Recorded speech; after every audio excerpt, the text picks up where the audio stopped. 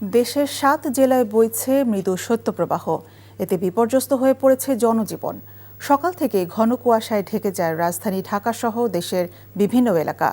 উত্তরে কনকনে হিমেল হাওয়া ও ঘন কুয়াশায় বইছে মৃদু শৈত্যপ্রবাহ।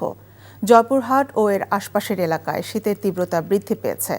গতকাল রোদ দেখা গেলেও শনিবার ঘন কুয়াশা ও হিমেল হাওয়ায় শীতের তীব্রতা আরও বেড়েছে। সকাল ৬টায় সর্বনিম্ন তাপমাত্রা ৯ ডিগ্রি সেলসিয়াস রেকর্ড করা হয়েছে। উত্তর থেকে বয়ে আসা হিমেল হাওয়ায় জুবুথুবু অবস্থা দিনাজপুরেও। খড়কুটো জ্বালিয়ে শীত নিবারণের চেষ্টা করছেন অনেকেই। এখন পর্যন্ত সূর্যের মুখ দেখা যায়নি।